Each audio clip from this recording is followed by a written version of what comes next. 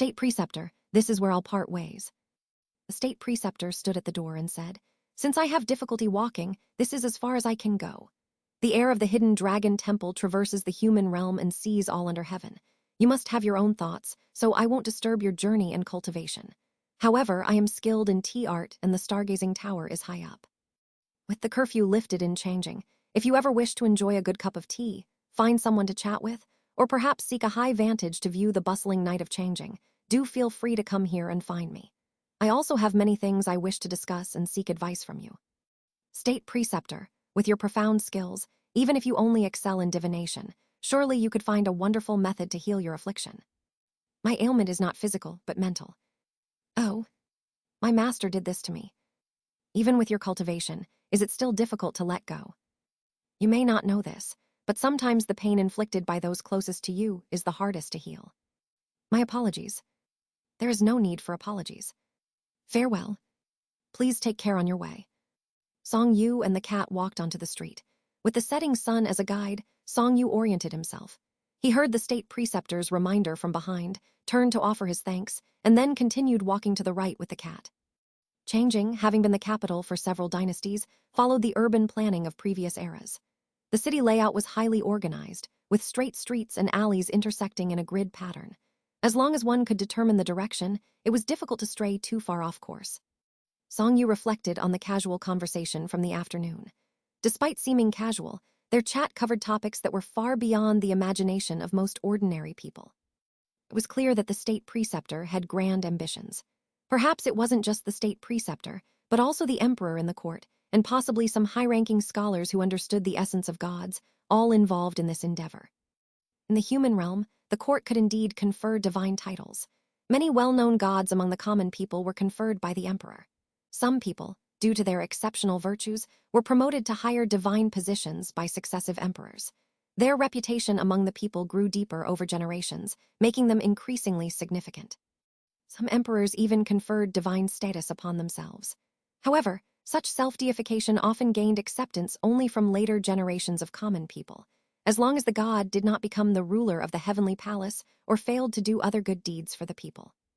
After a few generations or a change of dynasty, such gods would no longer be worshipped. Without offerings, they would naturally fade away. The divine Tao was essentially an extension of humanity, making it difficult to separate the two. At present, the Great Yan was the most prosperous it had ever been. This was the peak of its power, with the emperor having conquered south and north, with all under heaven submitting to his authority. For an emperor to reach such heights, it was likely that he might even entertain ideas of changing the ruler of the heavenly palace, and it was also normal to have other schemes. On the other hand, the formation of the underworld, regardless of when it happened, would likely attract scheming and plotting in any era.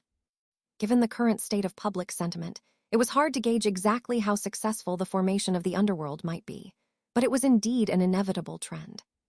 Whether in this generation or the next, it would be an unusual sight to witness. The sky was gradually darkening. Song Yu glanced at the Calico cat in front of him and noticed that it had tucked one of its front paws and was limping along at some point, seemingly mimicking the state preceptor. Lady Calico. The Calico cat suddenly stopped and turned to look at him. That's quite impolite, he said gently. The Calico cat immediately put its paw back down and looked away, then trotted back to him, tilting its head to look up at his expression. After a moment it asked, What kind of water did we drink at the Taoist priest's place today? Tea. It was tea too. Yes. Is it the same as the mountain god's water? Not quite. So many types of water. The aroma of food had begun wafting from the roadside. The Taoists also quickened their pace. By the time they returned to Willow Tree Street, it was very dark. In the dim twilight, a figure could be faintly seen sitting on a small stool at the neighbor's door, staring intently into the darkness with unfocused eyes. The cat trotted up to her, craning its neck to make eye contact, as if trying to gauge her thoughts. Oh, Heroine Wu seemed to come alive upon seeing the approaching Taoist. She turned to the Taoist and asked, Where have you been today? Why are you only coming back now? I went to Tianhai Temple. Did it really take that long to visit Tianhai Temple? Heroine Wu blinked, and noticing the Taoist was in robes, couldn't help but let her imagination run wild. Did you forget to change clothes and get mistaken for someone looking for trouble by the monks there? I just met a Taoist master at Tianhai Temple, who invited me for tea, and we talked all afternoon. You met a Taoist master at Tianhai Temple. Yes. I thought all they had there were monks. The Taoist master was there to visit as well. Did you know each other before? No. Oh, you Taoist priests are even more casual than we jianghu people. You just run into someone, and you can chat all afternoon. Most Taoists are quite laid back. I thought maybe those monks had called the 18 bronzemen to surround you. Would you seek revenge for me? I don't have the ability to take on even 10 by myself. Have you eaten? No. As they spoke, Song Yu had already taken out the key and unlocked the door to the small building. He pushed the door open but didn't hurry inside. Instead, he stood at the entrance, turned to the person next door and said, "Heroine Wu, you're a refined woman. There's nothing unsightly in my home and you should have another key. If needed, feel free to open the door and enter my house next time." That won't do. Now it's fine. How did you know I have another key? Just a guess. Song Yu had already stepped inside, and the cat glanced back at the person next door before following him in. Heroine Wu quickly followed suit. Dinner was still centered around the elm samaras. The elm samara dumplings were pre-made and just needed to be steamed. There was also a bowl of raw elm samaras, which were sweet. This was especially true for the seeds inside, which were pleasantly sweet when bitten into. As the sky darkened, Song Yu didn't hold back. He lit an oil lamp and ate by its dim light. Was Tianhai Temple interesting? It was quite fascinating. Isn't there a tree growing on top of the pagoda? You've been there too. Just once. Heroine Wu's eyes reflected the oil lamp's glow, shimmering with curiosity. How do you think that tree grows? The roots don't touch the ground, yet it's so large. Where does it get its water from? Could it really be the blessing of the Buddha? Although the pagoda is made of stone, there are still gaps filled with soil between the stones. The tree's roots extend through these gaps, growing from the top of the pagoda all the way down to the ground, the Taoist answered patiently. Huh. Heroine Wu was momentarily stunned, as if she didn't expect to hear such an explanation from a Taoist, especially one with genuine cultivation skills. Song Yu seemed to see through her thoughts and said softly, while feeding the cat some elm samaras, "I'm just being pragmatic. Sometimes the miracles of life are even more astonishing than those of gods or Buddhas." The cat, having had a few pieces of elm samara, was clearly no longer interested. It looked at him and then jumped down from the table. Song Yu didn't mind. The elm samaras weren't bad in taste, but since the cat wasn't used to eating vegetables and had been eating them for several days, its disinterest was understandable. However, resources weren't as abundant these days. Many common people relied on a small vegetable patch and didn't have the luxury to be picky. It wasn't unusual to eat the same vegetable for a month or two during its season. Compared to that, elm samaras were nutritious and considered a good food source. When in the Taoist temple, there were times when he was too lazy to go down the mountain to shop or didn't want to expend too much effort. He'd end up eating the same food for a long time, especially if it was something with a high yield. The Taoist enjoyed good food but wasn't picky. He could eat delicacies and coarse grains alike. As night fell, the wind began to rise and the clouds obscured the moon. It looked like it was going to rain tonight. Song Yu sat by the window and gazed outside, while the cat lay on the tea table, also looking out. "Aren't you going out to catch mice tonight?" Huh? It was hard to distinguish whether the cat's was human speech or a cat's meow. Seeing her turn around with a look of confusion, she asked, "How did you know that I'm going out to catch mice tonight?" "You haven't eaten much tonight, so you must be planning to go out and catch mice." "But no one has come to ask me to catch mice." "Lady Calico, you have a noble character and are dedicated to eliminating pests for the people. Even if no one offers to pay you for help, you would still go out to catch mice," Song Yu said with a smile, glancing at the cat. "Am I right?"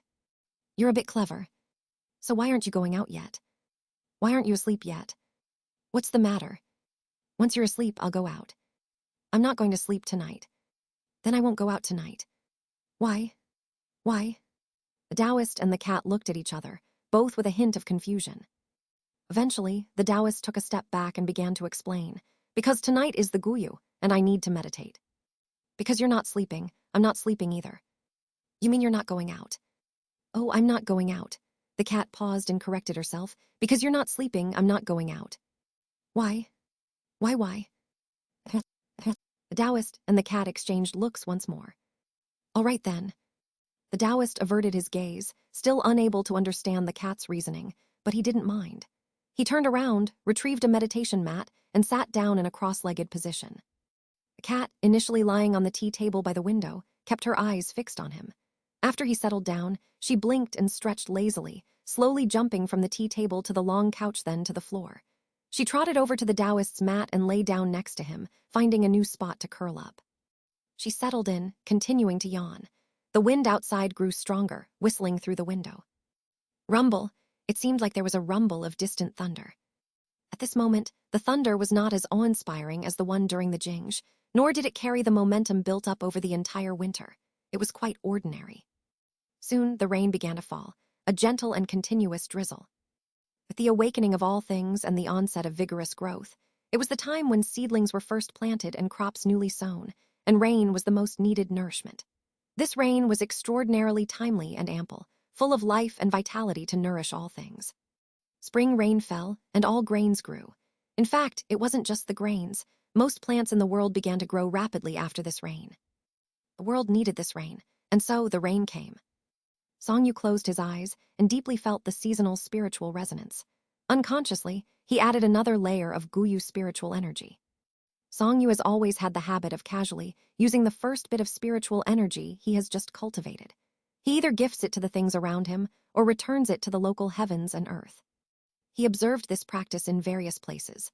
On the hand-crawling cliff during the beginning of autumn, in the small courtyard of Yidu during the autumn equinox, on Qingcheng Mountain during the start of winter, and upon leaving Yidu in the spring. Naturally, he did the same with today's jianghu. As long as the spiritual core remained, whether it was a day or a night, the used spiritual energy would be replenished. But tonight, in a moment of inspiration, besides the jianghu spiritual energy he had just acquired, he also scattered all the jianghu spiritual energy he had accumulated over more than 20 years into the night. Taking advantage of the subtlety of the season, he drew more heaven and earth spiritual energy to merge with the rain. It seeped into the night with the wind, nourishing the capital and its surroundings. Chapter 138. This cat is really stubborn. The night rain fell silently, nourishing all things in the world. Who could have known? In Changing, a stray cat was walking on the roof of a courtyard wall at night. The rain touched its fur, and feeling the chill, it quickly increased its pace and sought a place to shelter from the rain. Even if it couldn't find food tonight, it was more concerned about finding a place to lie down for the night and wait for the rain to stop.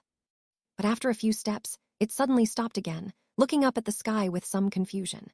A shivering wild dog huddled in the wall's corner noticed the rain outside, and its every breath was filled with spiritual energy and vitality. Night patrol officers marched in teams on the street, their footsteps and the clinking of their armor echoing through the alleys.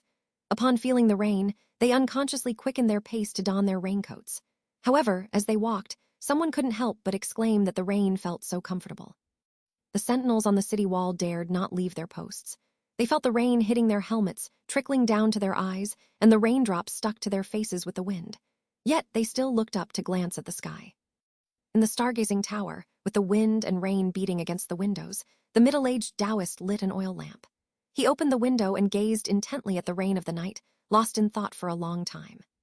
Behind the Xianxia pavilion, a woman was making incense and painting. Suddenly, she took a deep breath and looked outside. She knew the jianghu season was a time of vitality, yet she was surprised by the unexpected abundance of the vitality this year in Changing. In the Tianhai temple, countless monks rose in the middle of the night to observe the rain.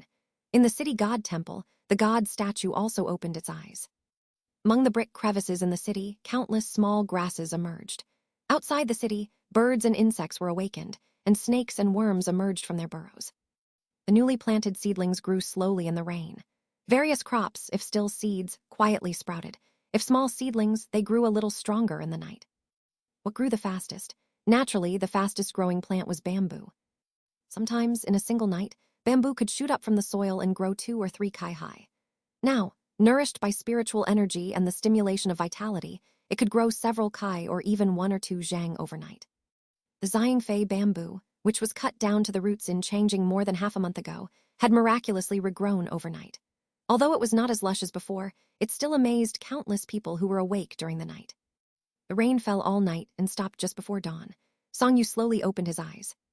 During the seasonal periods, the corresponding spiritual energy always recovered quickly. He had used up all the jianghu spiritual energy last night, but by morning, it had all replenished. His left leg felt a bit heavy. Looking down, he saw a little girl in a 3-colored dress kneeling and lying on the floor in front of his left side. She was facing him all curled up, with both arms, her upper body, and head resting on his knee. It was as if she was using his knee as a table to sleep. Even though she had transformed into a human form, she was quite small. Curled up, she seemed even smaller, with her loose dress making her appear as two small bundles of different colors. One bundle for the lower body, and another for the upper body, each in different colors. Lady Calico, Songyu reached out and nudged her. The usually alert cat was a bit groggy this time. Even when nudged awake, she didn't jump up startled but merely opened her eyes a crack and looked up at him, and then lifted a hand to rub her eyes. Is it dawn yet? Her voice was drowsy and had a childlike tone. It's dawn. Is it the next day? Of course. Ugh. The little girl finally sat up straight, using one small hand to support herself on Songyu's knee. She stretched and yawned, gradually regaining her energy. She then asked, "Do you see anything different about me compared to before?" "You're even more confused." "You're more intelligent." "That's not it." "Isn't that so?" "It is, but not that." "Then what is it?" "Look at my dress."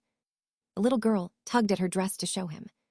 Songyu looked down and saw no difference from before, but when he turned his head, he noticed that the three-colored dress he had made for the little girl in southern Art County was now laid out on the cabinet. The little girl's eyes sparkled. "I conjured it myself." "Lady Calico, you're really amazing."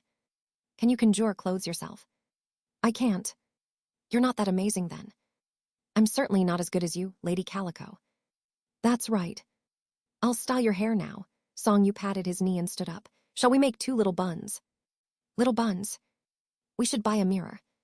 "Mirror?" "With a mirror, you will know what you look like and how your hair is styled." "Mirror?" "You'll know once we buy it." The house indeed lacked a mirror. Although mirrors were not cheap at this time, they were no longer exclusive to high-ranking officials. Many well-off commoners also had one. Most importantly, Lady Calico was a girl. How could a household with a girl not have a mirror? The little girl blinked with curiosity about the mirror, but didn't show much expression. She obediently let him lead her to the window. She then knelt on the long couch, sitting upright while holding onto the windowsill, and curiously looked out at the morning. Songyu, meanwhile, styled her hair from behind. Styling hair was not an easy task for a cat. When Songyu first started styling her hair, the little girl's expression was one of shock, though she didn't resist. Gradually, she became accustomed to it and eventually found it very comfortable and enjoyable. This Taoist often braided her hair into something called a braid, which would bounce and sway like a tail when she jumped, which she found very fun. But it couldn't sway by itself. It only swayed when she jumped. However, like the braid, her tail wouldn't sway even if she asked it to. \\\\*. I saw a tiger on the road. What tiger? A tiger, the little girl explained thoughtfully. It's very big with a striped pattern. We saw one on the road before. I know what a tiger looks like. You don't. If you did, you wouldn't ask. Lady Calico, you're smart. You're not smart. When did you see the tiger? The day before yesterday. Where? Where I was catching mice. Tell me more. When I was catching mice, I heard the roar of a tiger outside and went to take a look. I saw 2 tigers on the road chasing people. The little girl stayed still, but as she spoke, she noticed people gathering below. Since Lady Calico loved to watch lively scenes, she couldn't help but peek out, staring intently while saying, "The 2 tigers were huge, much bigger than the ones we saw before." I see. There shouldn't be tigers in Changing City. However, since it was too far and there were no leads, it was too troublesome to go investigate. The Taoist chose to ignore it, focusing instead on tying up the little girl's hair into buns with a red ribbon. The left side was already done. He took the opportunity to glance at the street below. The greenstone path was naturally covered with countless grasses. In the past, the path was not bare either. Even though people walked there frequently and shop owners would clean it, life was incredibly resilient. In the gaps between the stones, grass and seeds would always try to sprout. At street corners and walls, various grasses adorned the streets. In damp areas, green bricks and stones were covered with a layer of moss. Moreover, willow tree leaves were nearby, with a willow tree not far away. After a night of spring rain, any seeds in the gaps between the tiles had sprouted. Seeds that had already germinated before last night even grew high above the gaps, with some reaching the height of chopsticks. The grassy corners of walls, which were originally difficult to clean, had now become lush and verdant. The willow trees had already sprouted, but their branches, though thin, seemed a bit sparse. This morning, however, the trees had clearly gained a lot more greenery. The entire Changing seemed to have gained a bit more vitality.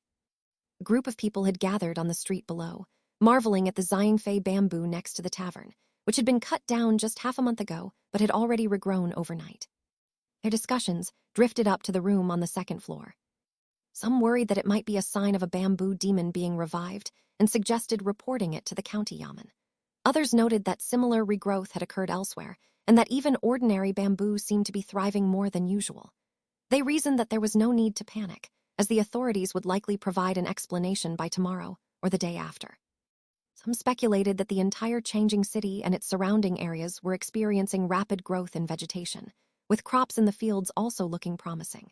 They believed it was a sign from heaven acknowledging last year's poor harvest and ensuring a better one this year, considering it a favorable omen. There were all kinds of opinions.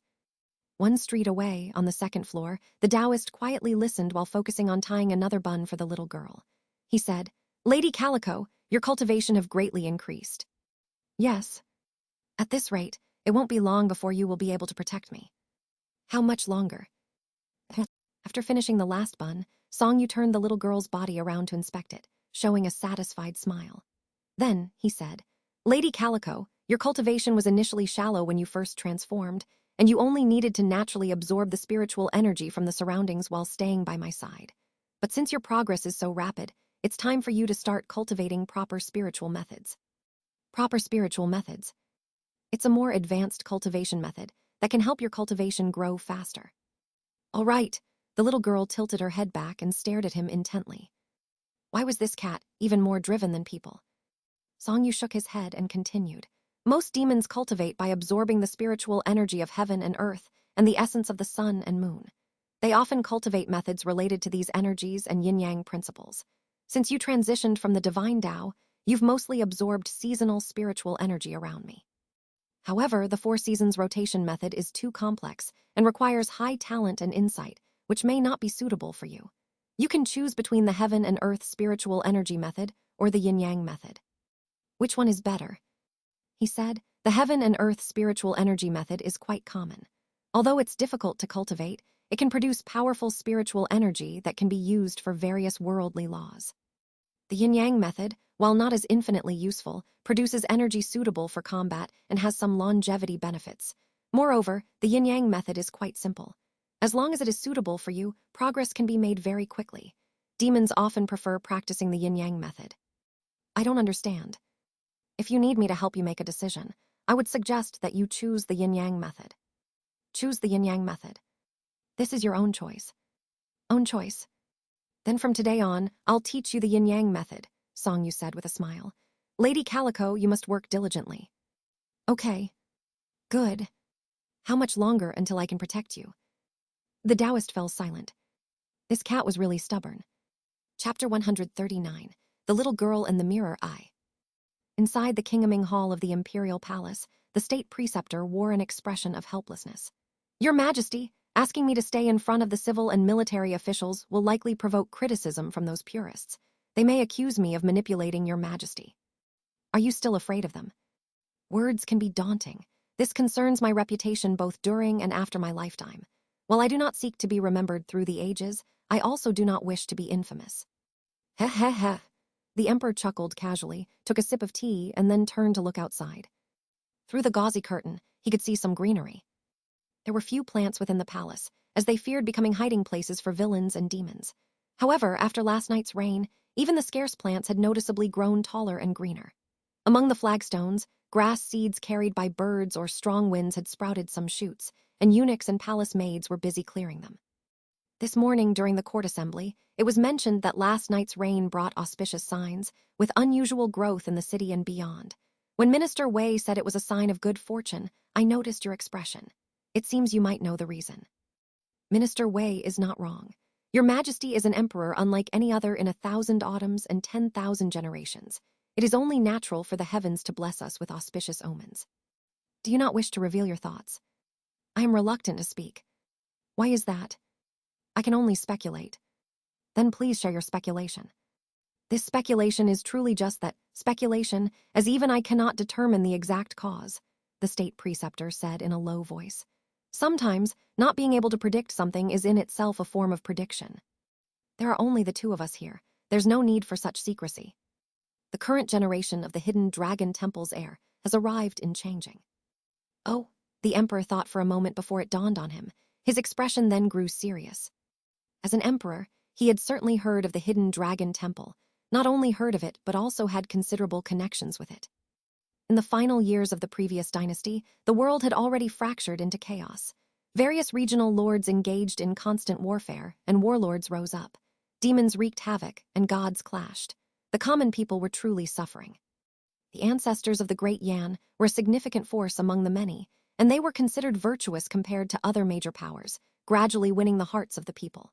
According to records, the founding emperor of this dynasty had been aided by a Taoist for several years. During that time, all demons from all directions had been eradicated, and the gods from the previous dynasty who descended to cause chaos have also been subdued. It was under such conditions that the founding emperor managed to unify the world and was advised to treat the common people well, leading to the Great Yan's focus on people's livelihoods and the economy. It was hard to say how future generations would view it, but among all the ancient dynasties, none had citizens living better than those of the Great Yan. A century ago, however, the Great Yan began to decline. The population surged, the land was insufficient to sustain everyone, and signs of chaos emerged. Rebellions broke out in the north, and forces from all directions began to stir. It was said that a certain Taoist could not bear to see the world fall into chaos, and people displaced once more, so he offered many brilliant strategies. Additionally, Prime Minister he stepped forward bravely, leading to the revival of prosperity and even the unprecedented success we would witness today. How did you know this? As for the encounter with the immortal on Yunding Mountain, I was curious and investigated. From the various rumors among the common people, I found the traces of the hidden dragon temple's air coming down the mountain. Yunding Mountain. The emperor's eyes widened immediately. When he had heard about the immortal encounter on Yunding Mountain, he hadn't connected it with the hidden dragon temple. Perhaps it was because nearly a century has passed since the last time a cultivator from Hidden Dragon Temple appeared before the royal family, making them long forgotten. Or perhaps the miraculous feat of one night on the mountain equaling a year below the mountain was so astonishing that he believed it to be the work of a true immortal, something even the cultivators of Hidden Dragon Temple could not accomplish. How did you know he arrived in Changing? The emperor pondered. Could it be the city god of Changing? Your Majesty is perceptive. Last night, I speculate it was likely his doing. The emperor's eyes remained wide open. The phenomenon of one night on Yunding Mountain equaling a year below the mountain was already a sign of an immortal's presence. And now with the heavens bestowing us such auspicious blessings, nourishing all life around the capital, could it be that the cultivator of Hidden Dragon Temple is truly an immortal? To be honest, Your Majesty, I only met him yesterday. You met him? It was a chance encounter. What does he look like? What did you discuss with him? I invited him to the stargazing tower, where we had a few cups of tea and talked about matters of the underworld, the state preceptor said. It was our first meeting, so we didn't delve into details, only discussing the general state of the world. The underworld, the state preceptor said. Rest assured, Your Majesty, the Hidden Dragon Temple is not greedy for such matters. Since the consolidation of the underworld is the trend, even if they do not lend a helping hand, they will not oppose the heavenly Tao or the people's sentiments. Moreover, even children know about the underworld and reincarnation, so if they had any other intentions on the matter, my idle talk would not make much difference. What did he think? He seemed to just want to observe. Since you were able to meet him, may I invite him to the palace for a meeting? I do not know where he is staying. What do you think? Hidden Dragon Temple cultivators are naturally carefree. After chatting with him for half an afternoon, I found him to be even more easygoing. Although you are the emperor, it is better to let things happen naturally if you wish to get to know him. How should I let things happen naturally? Your Majesty should not actively seek him out. If you happen to meet him someday, you can naturally invite him then. Very well. The emperor narrowed his eyes and did not say more. The state preceptor said, however, some heirs of Hidden Dragon Temple have fiery temperaments, and others enjoy using their power to punish the strong and aid the weak, as well as to exterminate demons and evil spirits. Your Majesty, there are some people in the court who bully the weak and disregard the law, and even allow demons to create chaos in the city to eliminate their rivals. To avoid offending these immortals, Your Majesty should impose more constraints. Thank you for the reminder, State Preceptor. The Emperor's expression remained neutral, well aware of the implications. Indeed, there were arrogant and overbearing individuals in the court. However, the State Preceptor's remarks were not about ordinary officials, but rather someone of a similar surname to him. If he was merely mentioning common court officials, the state preceptor would have simply restrained them. There would be no need for such hints directed at him. Even though Hidden Dragon Temple might not easily destroy the royal family, it did not mean they would fear imperial authority. Imperial authority governed the world, not the mountain dwellers. Even this state preceptor from Fengshan Temple on Mount Lumming dared to subtly advise him to restrain his descendants, let alone those who possess the abilities of immortals. Chapter 139.2. The Little Girl in the Mirror, I. A bronze mirror was placed before the little girl. The mirror reflected the face of a young, fair-skinned girl with no expression but very lively eyes, her head adorned with 2 small buns. The person outside the mirror looked at the person in the mirror, and the person in the mirror looked back, both startled. Eyes widened, the girl instinctively tilted her head backward. Upon noticing that the other person made the same movement, she was startled again. As they both saw each other clearly, their eyes were filled with curiosity. The 2 little girls tilted their heads in unison, exchanging curious glances. Occasionally, they would lift their eyelids and sneak a look at the person standing in front of them. "How is it?" The Taoist put away the mirror. The little girl stared at him without speaking. "You seem to like it," the Taoist said, lifting the mirror to take a look at his own reflection. Unlike the yellowed bronze mirrors commonly seen in ancient dramas, this mirror was not yellowed.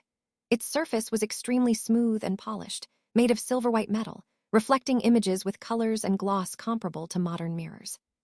In the mirror was a young Taoist, someone unfamiliar to him. "How much?" "Its price is fixed, 500 wen. "That's expensive."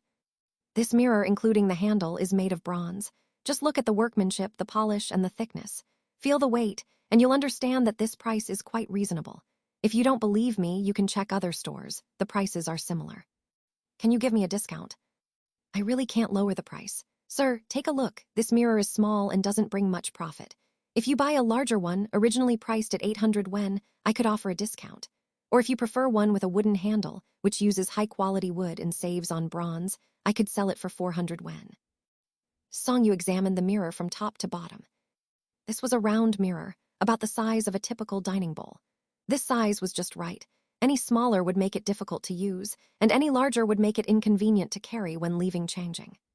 The mirror was attached to an exquisite handle. Mirrors with handles were rare in the past, as only high officials and nobles could afford them. They didn't need to hold the mirror themselves, as someone would serve it to them. The prevalence of handled mirrors indicated that they had become more common in ordinary households. The back of the mirror was adorned with cloud patterns and inscribed with 2 lines of text. "As long as the sun continues to shine, we will always watch over each other and never forget one another." Songyu picked up another mirror of similar size, but with different inscriptions on the back. "As long as the sun continues to shine, we will be happy forever." This one was a bit better. "Give me a lower price." "Sir." The final price was 450 wen. Songyu counted the money and handed it to the shopkeeper, then carefully examined the mirror. It was indeed heavy and well-made. If properly maintained, it could last for many years, possibly even for 1,000 years. It might even be discovered by future generations and placed in a museum, where countless men, women, and children might walk past it and marvel at its details.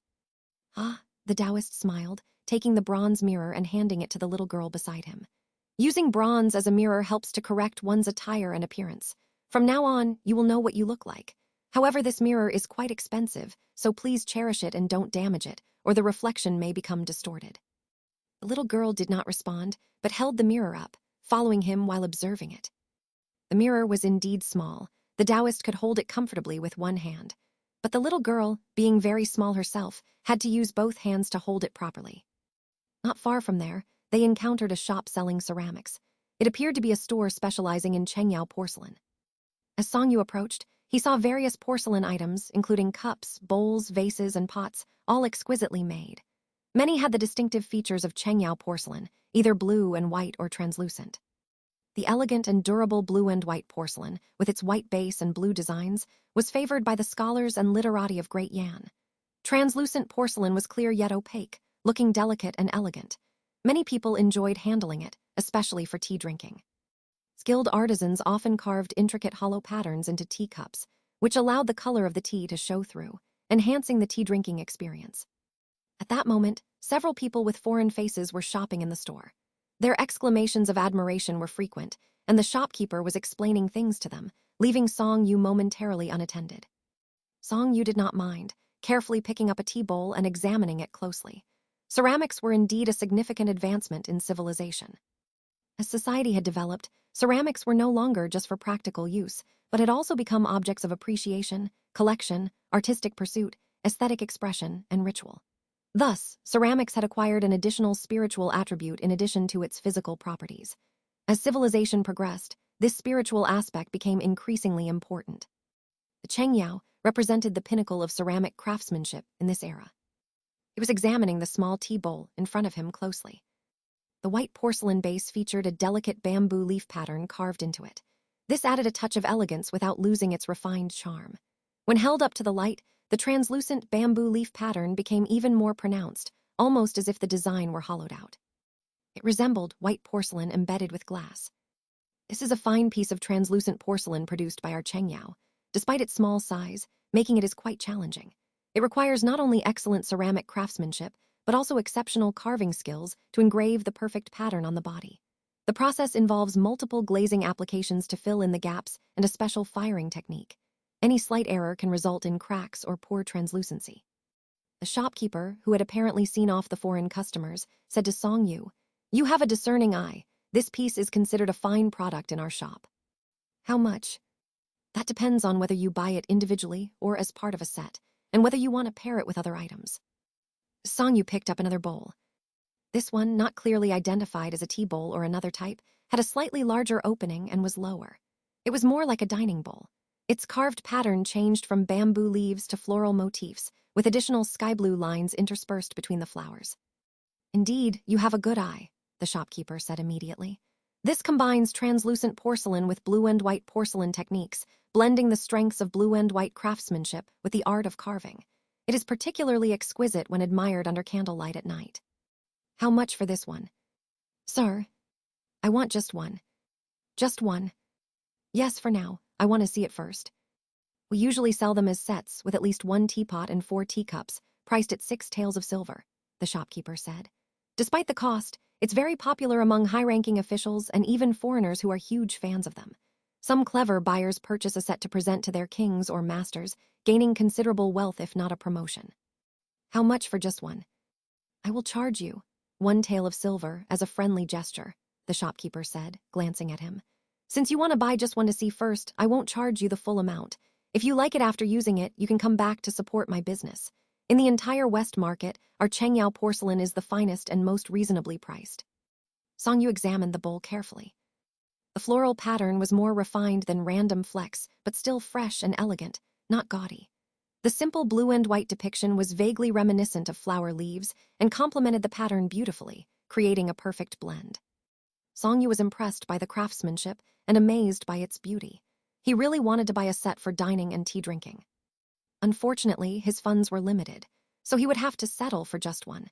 Even with just one, he would still have experienced owning it. If he were to only buy one, this bowl was undoubtedly better than the previous one. Song Yu glanced at the little girl, Lady Calico. The previous bowl was too high and deep for a cat, but this one was just right, large and shallow, with no major drawbacks except for its fragility.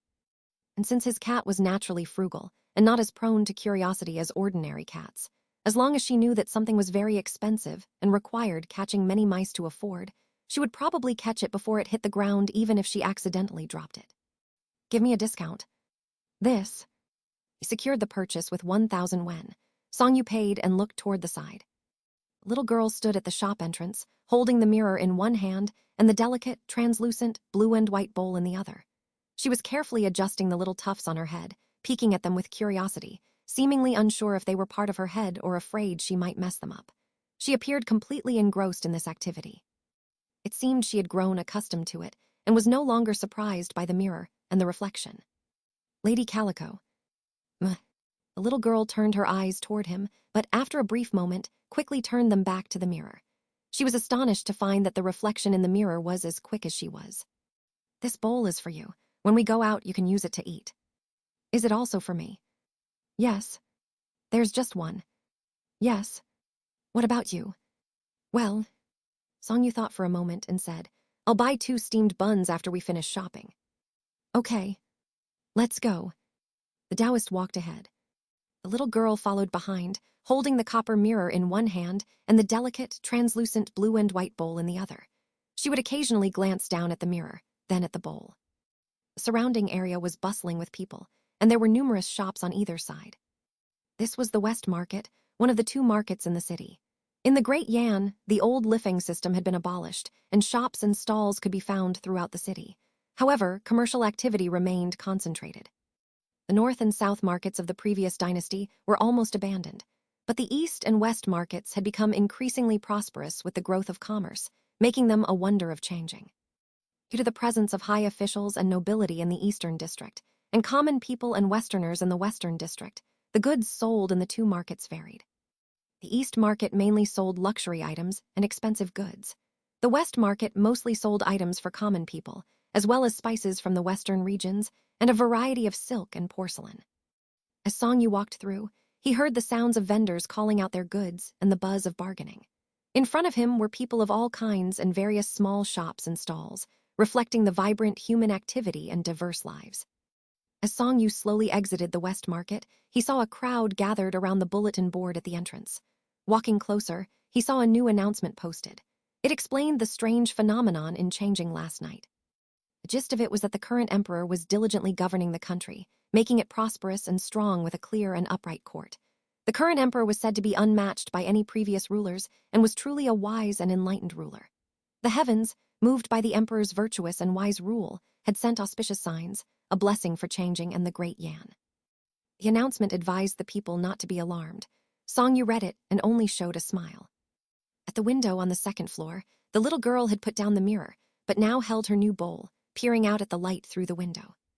The bowl contained half a bowl of water. Under the light, the bowl seemed to have a ring of delicate floral patterns, which were hollow but allowed light to pass through without leaking water. This fascinated her, and she couldn't help but reach out to touch it. From her actions, it was clear that beneath her human appearance, there was the soul of a cat. Isn't it beautiful? Very beautiful. This bowl is quite precious. It's so expensive that I could buy countless bowls for the price of one of them, and it is easily breakable. However, you're always careful and extraordinarily nimble, so you shouldn't easily let it break, Song Yu said. He continued, perhaps you could even use this bowl for many years. If in the future it still hasn't broken, we could find a place to bury it. Maybe in 1,000 or even 1,000 years later, someone might dig it up and treasure it as a precious relic or show it to the whole world, making people wonder whose bowl it was and what it was used for. It belongs to me. Indeed. Gulp, gulp. The little girl lifted the bowl and drank the water in one go. She didn't lower her head to lick it, which made Song Yu feel relieved. Bang. The little girl set down the bowl, turned, and walked straight up to the Taoist. She stared intently at him and said, Yin-Yang method. All right, I'll teach you, Song Yu said, somewhat helplessly. However, while diligence in practice is important, we should also follow the natural course of things. Don't be too demanding or rush things. I don't understand. That's okay. I'll explain it to you slowly in the future. How will you explain it? Slowly. Then you explain. He said, the yin-yang method focuses on absorbing the essence of the sun and moon. Demons often focus on one side first, using the other for adjustment. When one's cultivation is advanced, the other side is supplemented to achieve balance and improvement. However, since you're of a deity origin and have been with me for a long time, the balance of yin and yang is already inherent, so you can seek the balance of yin and yang from the beginning.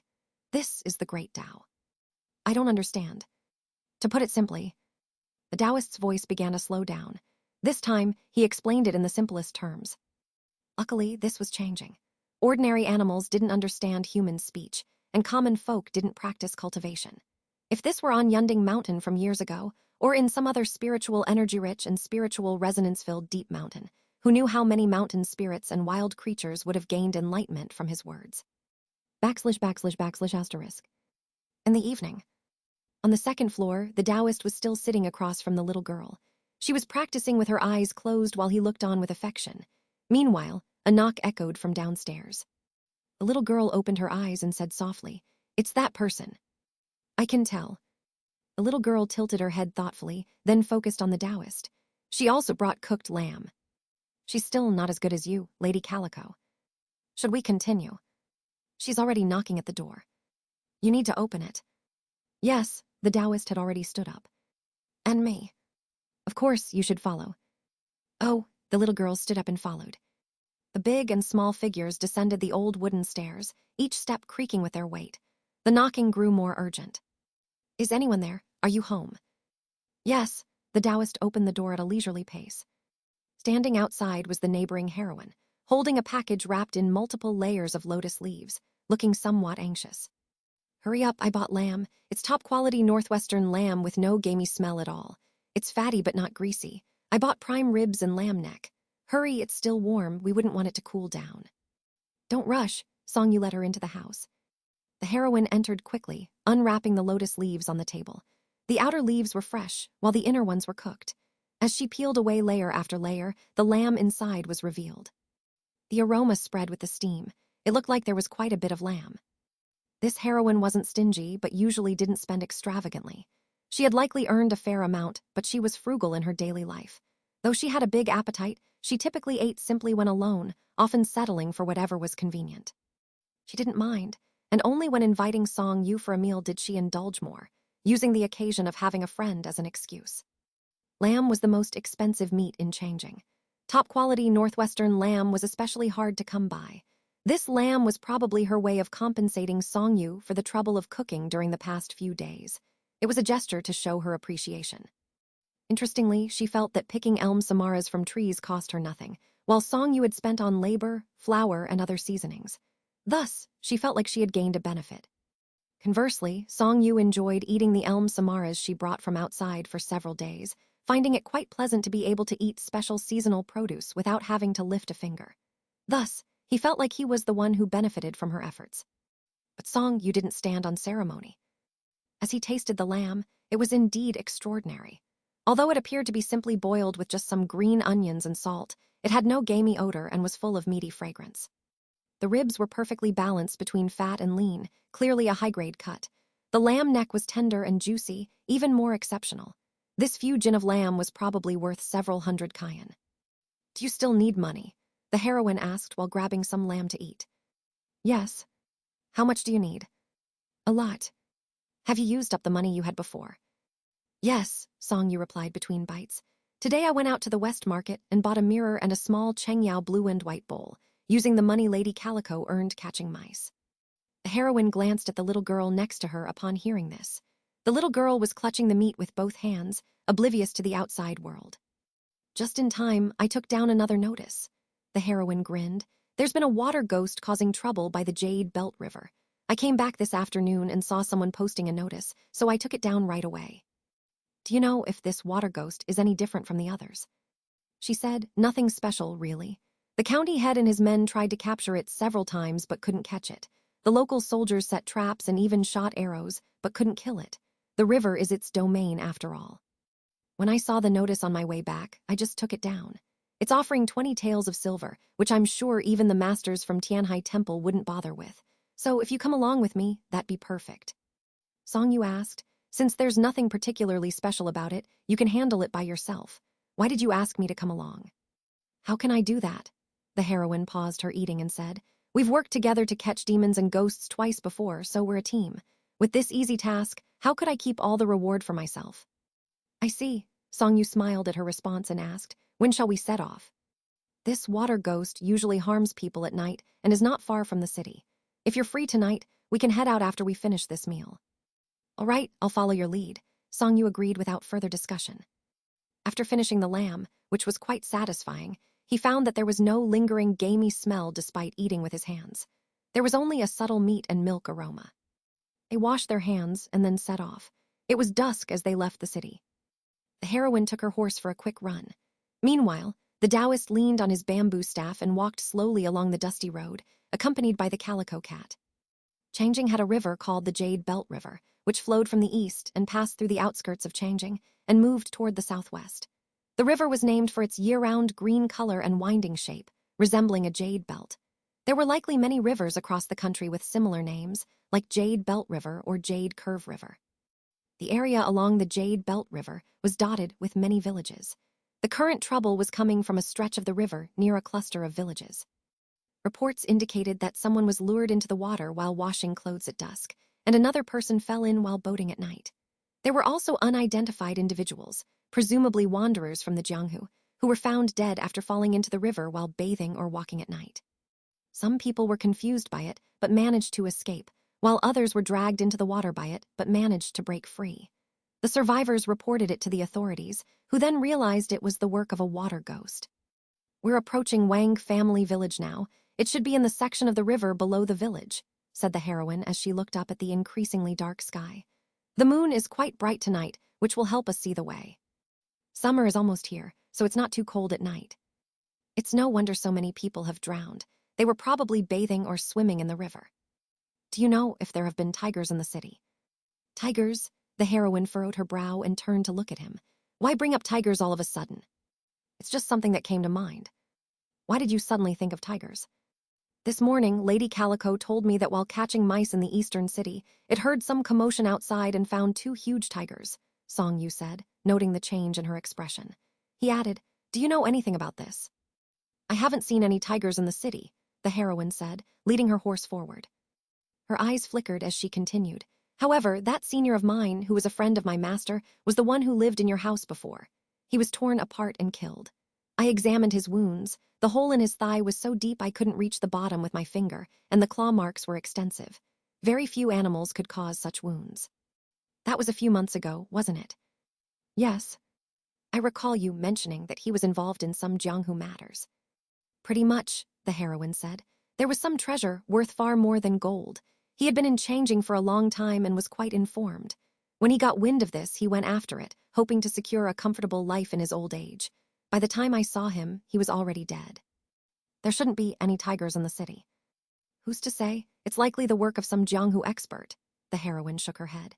"In the jianghu, as long as money isn't involved, everyone follows the rules. Once money gets involved, HMPH. I used to think I owed him for his kindness, and that I'd take care of him during his old age in return when I made a name for myself. Heh, it seems like he didn't trust me very much." "You value loyalty."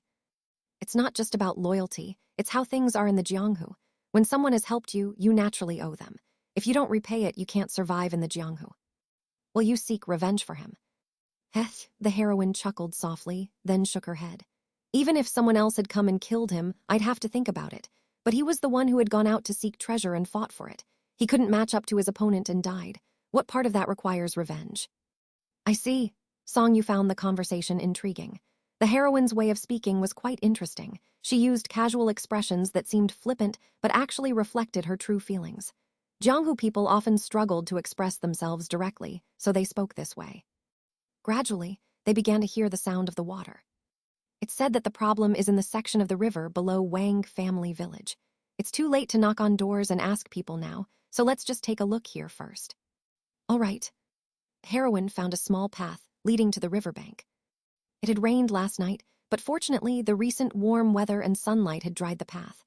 Under the moonlight, the path was a pale grayish-white, while the other areas were black. Even the puddles and cracks were dark, so it was easy for them to stay on course or avoid missteps. As they approached the riverbank under the moonlight, the river water was calm. "How do you plan to catch the ghost, heroine?" The heroine said, "This water ghost has been quite rampant lately. If someone makes a noise by the river, whether it's bathing or washing clothes, it will surely come if it's at night. Coincidentally, I got into a fight today and broke a sweat but haven't bathed yet. I'll go down and lure it. If it's just a regular water demon, I can deal with it with a single slash. If it's a ghost, well, I borrowed a slaughtering knife from the butcher in the Western District. He slaughters dozens of pigs and sheep daily and said the knife works well on ghosts. We'll see if it does the trick. If it doesn't work, you can step in." "Heroine, you're well prepared." "Of course." Xianxia observed the heroine under the moonlight. She had already loosened her hair and drawn out a long knife, showing little fear of the water ghost. It seemed she had no intention of involving him at all. Seeing this, Xianxia found it interesting. It was just a minor water ghost. It couldn't even succeed in luring people, and when it grabbed someone's ankle, they easily broke free. It likely didn't have great cultivation skills. As mentioned earlier, she could handle it alone. Even if it were a ghost that was challenging for a jianghu martial artist to deal with her skills, ordinary ghosts wouldn't be able to get close. Even if she couldn't drive them away, she wouldn't be harmed by them.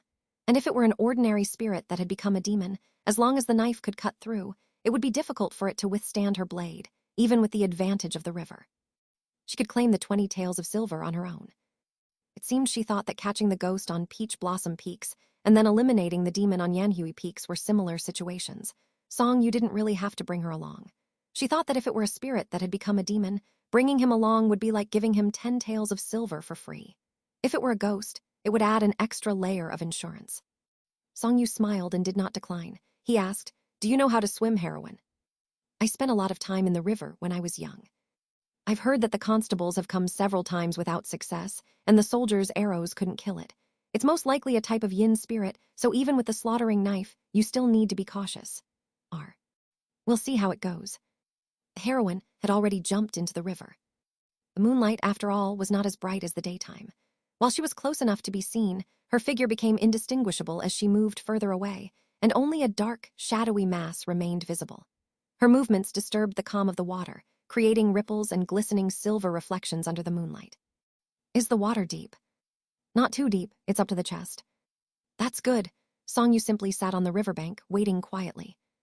Lady Calico had vanished again. After an unknown amount of time, a low voice came from the river. "I can feel it." Song Yu remained still, looking down. Under the water, only a mass of yin qi was visible, with no clear shape. As expected, it was a yin ghost lurking beneath the water. "It's coming." As soon as the heroine finished speaking, it seemed something from below had pulled her. Standing in the water was already unstable, and she lost her balance, falling entirely into the river. It took some effort to regain her footing. She then drew her knife and struck at the water. Splash! Water splashed up from the surface. The knife easily cut through the river water, but despite feeling something grabbing her ankle, the blade did not seem to strike anything substantial. "It's a ghost," the heroine announced. She threw the long knife back to the shore and drew the slaughtering knife from her waist. The slaughtering knife indeed had a restraining effect on yin and evil entities. Its essence came from having ended many lives and having been soaked in qi, life force, and malice. It condensed yin qi within it, making it increasingly effective. Among them, a knife used for killing people was best, especially if it was used to kill an enlightened master or martial expert, or even demons and ghosts. However, such knives were hard to find. A knife that had killed fewer people was less useful. The slaughtering knife, while not used on people, gained its power through the sheer number of lives it had ended. Slaughtering dozens of pigs and sheep every day for years gave it some restraining effect on yin and evil entities. It was difficult for a slaughtering knife to harm a great ghost, but effective against minor ones. Unfortunately, the slaughtering knife was too short, less than a kai long. In the water ghost was dragging the heroine's ankle deeper. She had to balance herself while using the short knife to attack it, which was quite challenging. Song Yu, calm and collected, picked up his bamboo staff and threw it into the water. "Take the staff and use it to hit it." Without even looking, the heroine kept swinging her knife with her right hand, while her left hand reached back and caught the bamboo staff steadily. She then thrust the staff downward with force. Thud! She clearly felt that she had struck something. The heroine exerted more force. Based on the feedback she felt in her hands, with her years of experience in the jianghu, she felt as if she had driven the bamboo staff into the body of the thing. Thud, splash.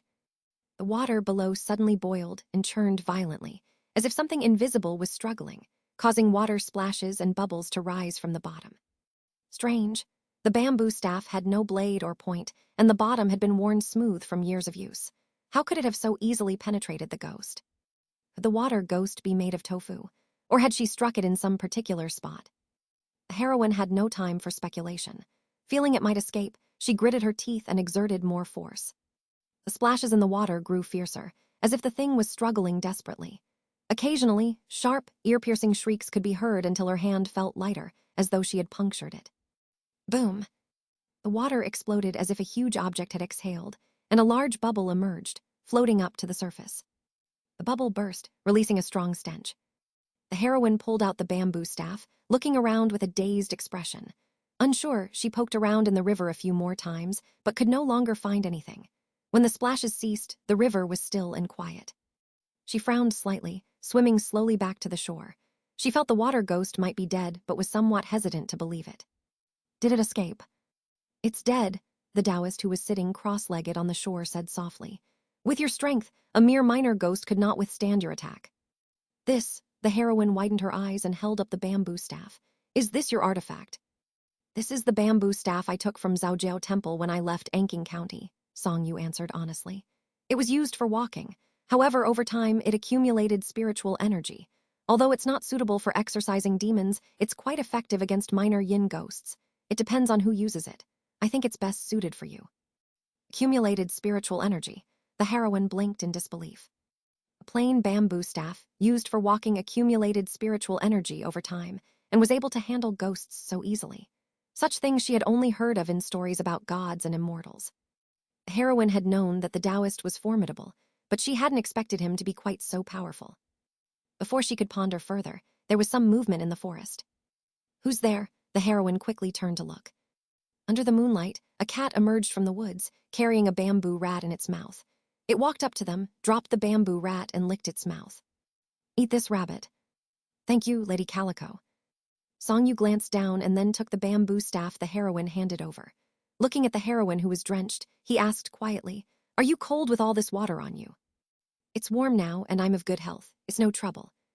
"Well then, we can't go back to the city now, but there's a straw hut by the road ahead where we can spend the night," the heroine said as she wrung out the water from her clothes. "All right," Xianxia said. "This time it was all thanks to your effort. I didn't go into the water or catch any ghosts. I only lent you a bamboo staff, and my clothes are still dry. I really feel unworthy of the 10 taels of silver." "Nonsense, it was all thanks to your bamboo staff. It only provided a bit of convenience for you, heroine." "Stop spouting nonsense. Let's go." The heroine wrung out the water from her clothes and took up her long knife, while the Taoist leaned on his bamboo staff and picked up the bamboo rat. Together, the two and the cat left the area under the moonlight. On the way, they chatted about the tigers in the city. \\\\. The next afternoon, Xianxia prepared and ate the bamboo rat caught by Lady Calico, and it tasted quite good. He wasn't sure if it was because she didn't recognize bamboo rats, or didn't want to call such a large rodent a rat, or was afraid that Xianxia wouldn't eat the rat she had caught, but she kept calling it a rabbit. Ordinary mice were not something Xianxia would eat, and he had little appetite for them. However, bamboo rats were different. Bamboo rats were about the size of a rabbit and didn't carry bacteria, so he had little psychological resistance about eating them. Even in these times, they were commonly eaten in some regions. They were even considered a delicacy in the previous dynasty, with an official decree stating that only nobles could eat bamboo rats. Most important thing was that their meat was very tender and delicious. Taoist priest. Do we have no more money? I thought you couldn't hear us talking while eating." "I can hear," the young girl replied, transforming back into a cat form with a serious expression. "I just didn't have time to talk. We still have some money left." "How much?" "Not much." Finances were indeed running low again. The mountain monster from Jianghu Peaks had initially given them 15 taels of silver, but most of it was spent on the meal at Yunchun restaurant. Although they went to Peach Blossom Peaks first, they received their reward later. Catching the ghostly ladies there also gave them 15 taels, but the minimum consumption to listen to Miss Wanjiang play the Qin at Hexian Pavilion was exactly that amount, leaving them with very little. However, Lady Calico had also earned quite a bit. It was hard to say whether the money used to buy mirrors and ceramics yesterday or the expenses for accommodation during this period came from the Lady Calico, but it was about the same amount, and a lot had been used up. "There's no need to worry," Xianxia said to Lady Calico. "We still have enough money to last for another month or two. At the latest, by the end of this month, the bounty for catching demons will be paid out, 10 taels of silver, which will be enough for us to stay in changing for several more months." "Really?" Lady Calico responded and went back to playing. At that moment, a figure entered through the door, casually placing a long knife on the table. Then, she found a chair to sit down, letting out a deep breath without saying a word. Lady Calico paused its play and looked up at her in confusion. The woman furrowed her brow, looking somewhat displeased. The Taoist noticed and asked, "What's wrong, heroine?" "Nothing." "Was the bounty exchange today smooth?" "Not very smooth. It almost made me lose my temper." "Oh, do tell." The Taoist adopted an interested expression. "When I went to exchange the bounty, I ran into another jianghu sorcerer. At the time, I took down the bounty at the west gate, and he took down his at the east gate. Last night, we went to Wang family village, and I suspect he went there too. In the end, we killed that water ghost, and he was a bit upset about it. Today, when I went to exchange the bounty, he did too." The heroine squinted her eyes. She added, "I said that the water ghost was dealt with by us, and he claimed it was him. From his appearance, it seems he just arrived in changing and is short on money, trying to cut in on our reward."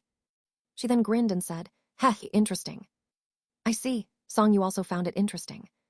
After going to Peach Blossom Peaks and seeing the ghosts vanish, he had considered that such problems might arise. If it were mountain demons or monsters causing trouble, they could just bring in their heads to claim the bounty. But for ghosts or similar entities, unless there were specific tools for ghost capturing or identification, their souls would dissipate once they were dealt with, making it hard to leave evidence. Without evidence, disputes were inevitable. There would always be unexpected events and unscrupulous people in the world. It was possible to invite an official to accompany them to avoid disputes. However, sometimes having an official present was inconvenient, and some common folk experts used their own methods to deal with demons and ghosts rather than relying on spells. If others saw their methods, there was a risk of them being copied, which made them reluctant to involve officials.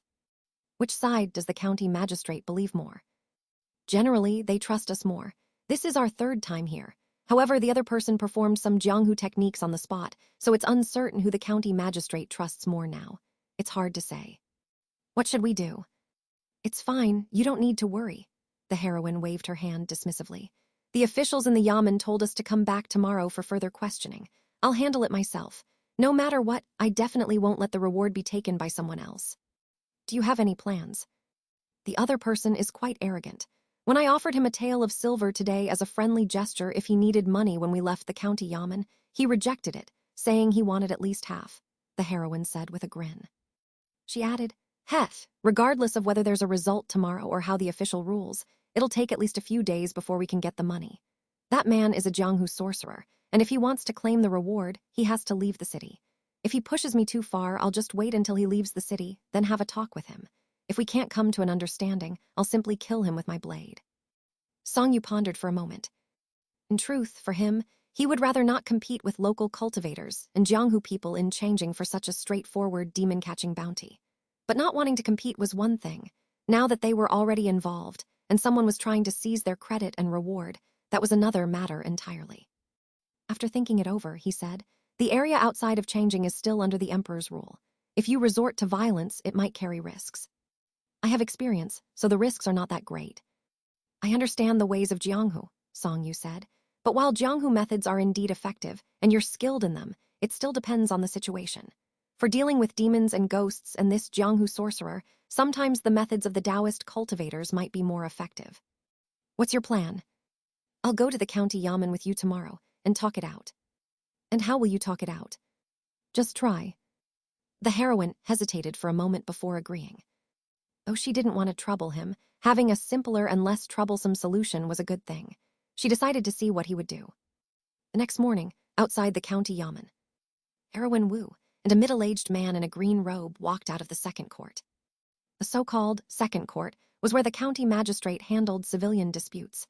It was less formal than the main court and more suited for mediating civil matters. The magistrate dealt with cases here to avoid offending either party. The two exchanged glances. One narrowed her eyes, and the other smiled and cupped his hands. Your actions are utterly unreasonable. Why do you say that?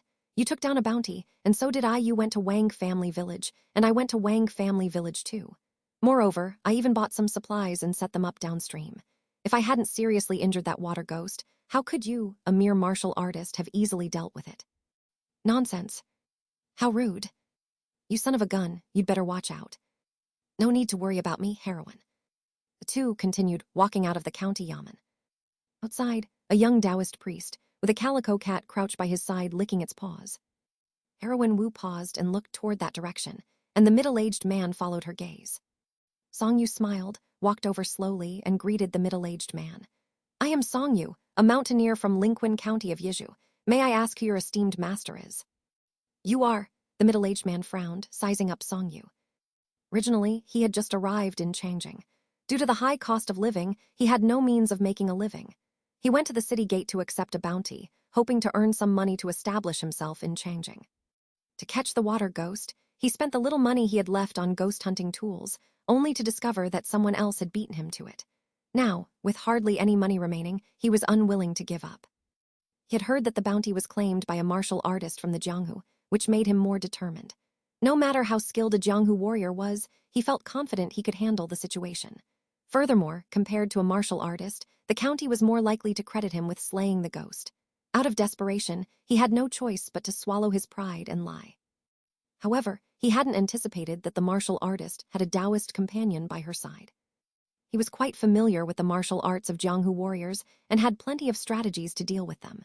However, when it came to those of the mysterious Taoist sects, he was much less confident. Jianghu was full of eccentric figures with unpredictable abilities. Sometimes, it was impossible to know what kind of techniques the other party might wield. In a duel of spells, victory didn't always go to the one with the higher cultivation skills. A moment of carelessness or a failure to notice subtle tricks could result in falling into a trap, and by the time one realized it, they might already be dead. There were simply too many variables. If he had known this earlier, he would have reconsidered this. But now, there was no way out. The county magistrate had just warned them that anyone caught lying, fabricating evidence, or deceiving him in court would be severely punished. The middle-aged man assessed Songyu from head to toe and gained a bit more confidence. At least, this Taoist seemed rather young. My surname is Lai, given name Mao. My style name is Ziming, and I'm from Jingzhou. It's a pleasure to meet you. The middle-aged man cupped his hands in greeting. And may I ask what business you have with me? Letter 211. I see that you, too, are a cultivator with some degree of skill. But even in hard times, one could easily earn a living by performing on the streets and still be well received. Why resort to such underhanded tactics to steal our reward? Songyu asked. Sir, there's no need to trick me, the middle-aged man replied, unafraid of Songyu's insight into his cultivation level. It seems you are the companion of this heroine. I have already explained to your companion. I took down the bounty at the East Gate the afternoon before last. That very night, I went to Wang family village and made preparations. I fought with the water ghost, injuring it. Without that, it wouldn't have fled in your direction, and you wouldn't have had such an easy time dealing with it. As I am new to changing and in a tight spot, I suggested to your companion that we split the reward evenly. However, it seems you two are unwilling to do so. You know very well that's a lie. So you are truly unwilling to split the reward. The middle-aged man scrutinized Songyu further. You and this heroine are working together, yet you refuse to show up in court. Do you have something to hide? I'm just lazy. Heh, the middle-aged man chuckled twice, clearly not believing him. Instead, he threw Songyu's earlier words back at him. I see that you, too, are a cultivator with some degree of skill. Cultivation is not easy, and sometimes one must be more magnanimous. If a situation can be resolved peacefully, it's best to do so. After all, when fists fly, too many things can go wrong. Oh, Songyu's expression grew more intrigued. And how exactly do you propose we resolve this? Since there are two of you, I will concede once more. I'll take 8 taels of silver, and you two take 12. As for the county yamen, we can come up with an excuse that we both agree on, and that will be the end of it. The officials there don't want to offend people like us anyway, the middle-aged man suggested. Afterward, I can even treat you both to some tea. How about it? So, you intend to take advantage of me? Songyu replied with a smile, his tone light. I'm being perfectly sincere, Lai Mao insisted. Farewell, then. Sir, are you really intending to test your skills against me? The middle-aged man asked, squinting his eyes in suspicion. I'll say it again, it's always better to settle things peacefully. When it comes to a fight, no one can guarantee the outcome, be it life or death. If you're unsatisfied, we can still negotiate. My companion already mentioned it before. If you're in need, we can offer you 1 tael of silver. Why won't you accept it? 1 tael is too little. In changing, it's not enough to cover even a month's rent.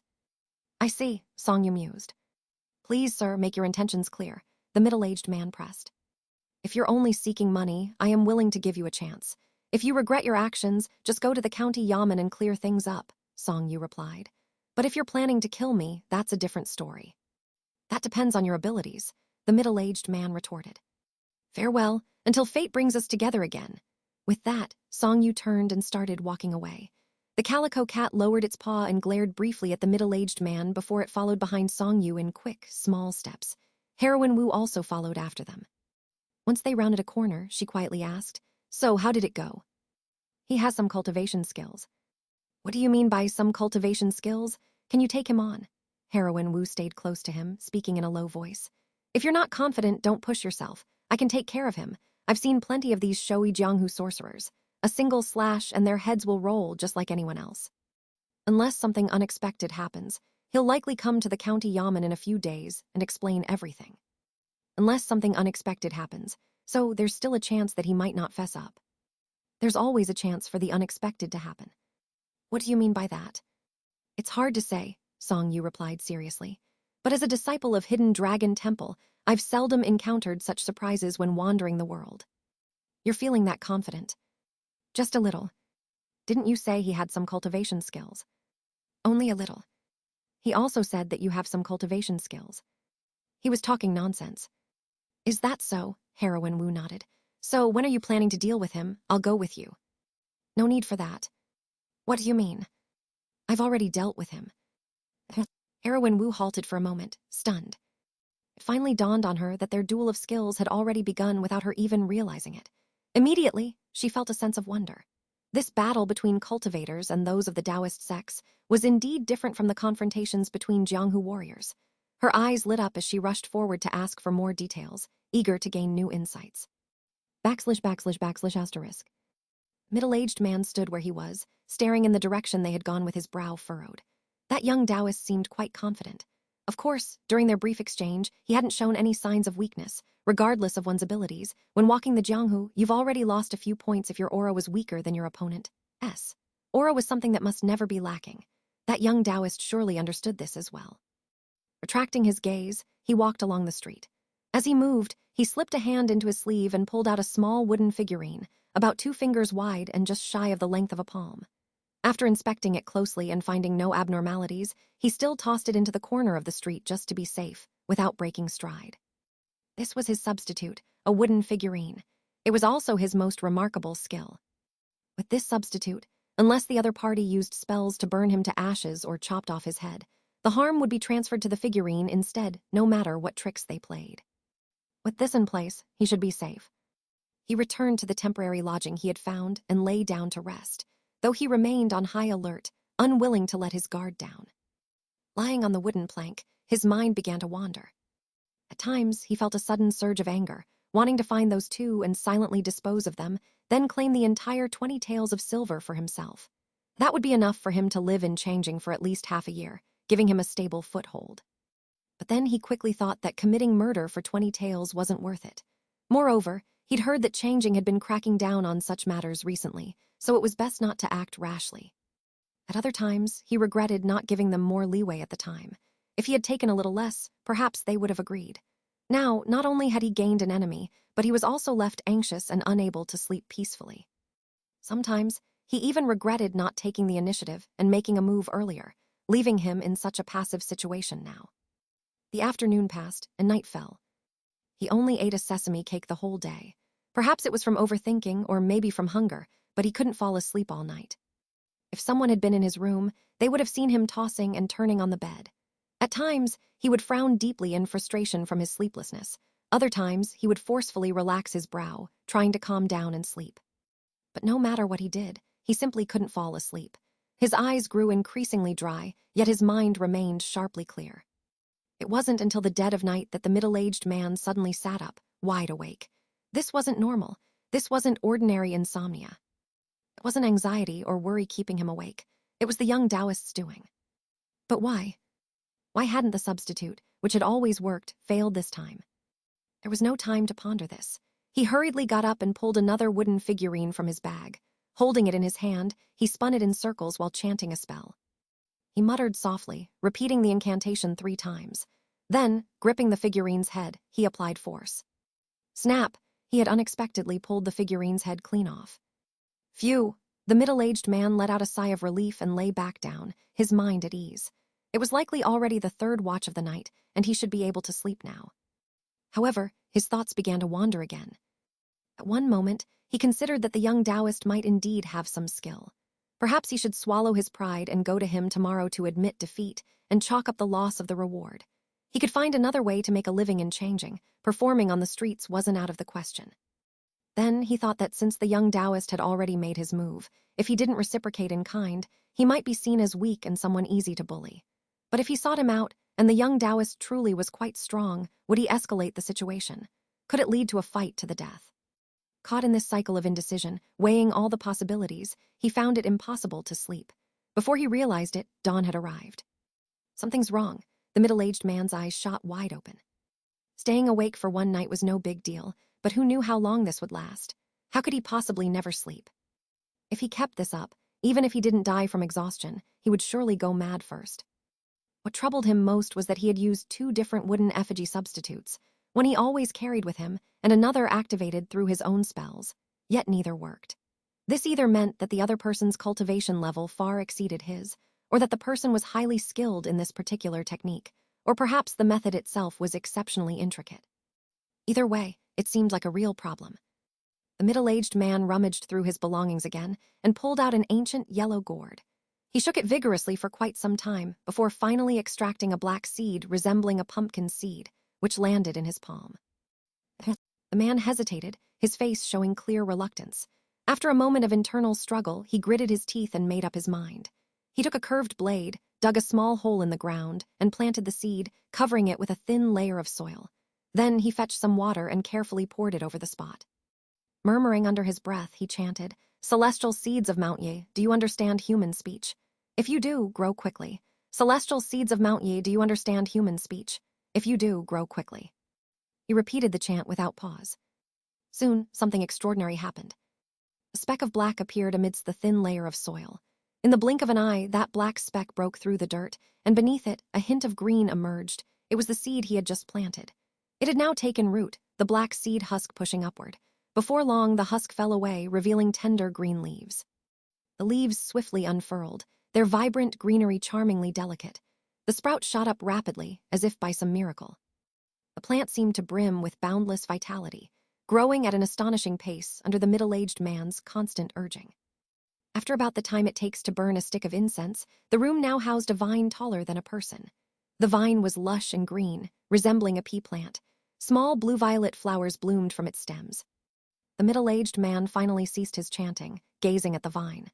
He then muttered, "Celestial seeds of Mount Ye, do you understand human speech? If you do, remove the cursed spell from me." The middle-aged man spoke as he picked up the curved blade again, intending to wait for the flowers to wither and the vine to bear fruit. Once the fruit ripened, he would slice it off with a single cut, naturally severing the cursed spell afflicting him. But after standing by with the curved blade for quite some time, the vine remained the same. The flowers were still in full bloom, without a single fruit forming. The middle-aged man was momentarily stunned, frowning. He then chanted again, "Celestial seeds of Mount Ye, do you understand human speech? If you do, remove the cursed spell from me and bear fruit." The vine swayed as if blown by the wind. What happened next shocked the middle-aged man. The vine suddenly withered, turning yellow and limp. Before he could step closer to inspect it, the vine burst into flames with a whoosh, reducing to ashes in the blink of an eye. The middle-aged man was terrified. He had dared to come to Changing alone from Jianghu, which naturally meant he had some skills and the means to protect himself. The wooden effigy substitution technique was one that many in the jianghu and common folk dreamed of mastering. Even the famous mountain temples and Taoist monasteries didn't necessarily possess such a method. And the celestial seed of Mount Ye was even more extraordinary. It was said that his ancestors, during their travels to celestial mountains, had once encountered a god or immortal on a mountain called Mount Ye. Whether the being was a god or immortal was unclear by now, but what was certain was that the god or immortal had gifted his ancestors a pouch of seeds. These seeds were miraculous. No matter how severe a curse, injury, or illness one suffered, the seed could remove it as long as they hadn't died yet. If the curse or injury wasn't too severe, the plant would bear new seeds after flowering, which could be used again. For generations, the seeds had never failed, saving his ancestors from countless disasters. By the time the seeds were passed down to him, only 2 remained, both of which had already been used more than once and helped him avoid numerous calamities. That god or immortal back then truly was a divine being. But now the celestial seed had failed. This was the first time it failed. Not only had he never experienced this, but he had never even heard of such a thing happening. It would have been one thing if the seed simply failed, but it had burned to ashes entirely. The more the middle-aged man thought about it, the more alarmed he became. Suddenly, he sensed movement from the gourd. In a panic, he quickly took it out to check, shaking it several times. But instead of producing the last remaining seed, all that came out was a bit of ash. \\\\. 3 days later, the sun was shining brightly. The windows on the second floor were closed, but they weren't tightly sealed. A narrow gap in the middle allowed a sliver of sunlight to slip through, illuminating the dust dancing in the air, along with a few stray cat hairs. A calico cat lay leisurely on the floor, her fur fluffy. She raised a small paw, gently swiping at the air as if trying to touch the sparkling dust in the sunlight. Of course, she couldn't catch it, but she seemed to understand that. She was merely playing, swiping casually without any real intention of grabbing hold. The Taoist stood nearby, watching her. Neither the person nor the cat had anything else to do, yet it didn't seem like either of them was idle. They were simply enjoying the afternoon together. For the Taoist, this was often how things were. The cat didn't need to do anything at all, yet her presence alone made everything feel wonderfully peaceful. Suddenly, there was a knocking sound from below. Knock, knock. The Calico cat startled, trembling slightly while keeping her paw raised in the air. She turned her head to look downstairs, then glanced at the Taoist and said, "It's that woman." And the man from that day. Oh, Songyu withdrew his gaze from the cat and stood up. The cat hurriedly got to her feet, following him to see what was happening. With a creak, the door was opened. Standing outside was a heroine, accompanied by a middle-aged man in a blue robe, looking weary and bent over with his head lowered. "This guy's pretty interesting. He's been waiting for me at the West Gate every day," Heroine Wu said with a chuckle. "The day before yesterday, I didn't leave the city, and yesterday I left in disguise so he didn't recognize me. Only today did he finally catch me." She glanced at the man and continued, "He seems to have something to say to you." Then she turned her head toward the middle-aged man and said, "Go ahead." The man hurriedly lifted his head. 3 days ago, he had still appeared as a composed and elegant middle-aged man. Though he had been short on money, he hadn't looked destitute. But now, after just 3 days, he appeared much more haggard. His complexion was sallow, his eyes sunken and rimmed with darkness. His hair greasy was as if it had been slathered with lard, and his bloodshot eyes only added to his disheveled state. "Mister," he cried. The middle-aged man bowed and said, "I was ignorant and offended you, sir. Now I realize my mistake. I will go to the county yamen and confess to the magistrate, and I'll accept my punishment. Please, sir, withdraw your magic." Songyu stood calmly at the doorway, gazing at him. "Where did you acquire the Kwazai vine?" "Kwazai vine?" The middle-aged man's mind was in a muddle. After a moment of confusion, he finally understood and replied respectfully, "My master's master once traveled the world and encountered a divine being on Mount Ye. The divine being gifted our family with some seeds, which we have always called the celestial seeds of Mount Ye." "I see. Sir, are you familiar with these celestial seeds?" "In my sect, there was an ancestor who loved to collect rare and spiritual plants from all over, and even combined his own knowledge of spells to cultivate some unique flora," Songyu said indifferently. "It seems my master's master had a connection with yours." "You mean to say?" The middle-aged man's eyes widened in shock. His head throbbed with pain as the realization slowly dawned on him. He could never have imagined that the man before him was a descendant of the divine being his ancestors had spoken of for generations. "I was blind and ignorant of your divine lineage. Please, great immortal, have mercy on me for the sake of that past connection." "That connection was from long ago. I never knew that ancestor, and besides, this situation doesn't warrant such talk of mercy." Songyu's tone remained cool. "Since you did not intend to take my life, I have no reason to take yours, but your methods of seeking wealth are truly dishonorable. Please punish me as you see fit, immortal. The spell I cast lasts 7 days. For an ordinary person, going 7 days without sleep could be fatal or bring great harm. But since you possess some cultivation, it shouldn't be too damaging," Songyu explained. "As for that last Kwazai vine seed, I'll take it on behalf of my ancestor." "Thank you, immortal." "I am no immortal," Songyu replied. "Just remember this lesson. Walk the righteous path from now on and rid yourself of such crooked thoughts. Don't dishonor the virtue of your ancestors." Thank you, thank you." The middle-aged man bowed repeatedly before hurriedly turning to leave, almost tripping over his own feet in his haste. Soon, the doorway was quiet once more.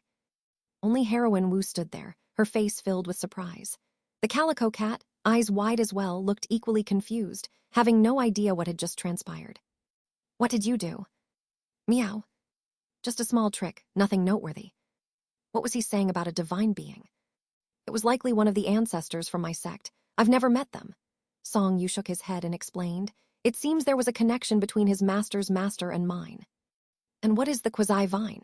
Heroine Wu kept asking, her eyes wide like the children from Lingbo County who used to sit under trees, eager to hear unusual stories. "It's a remarkable creation from my master's master. It can understand human speech.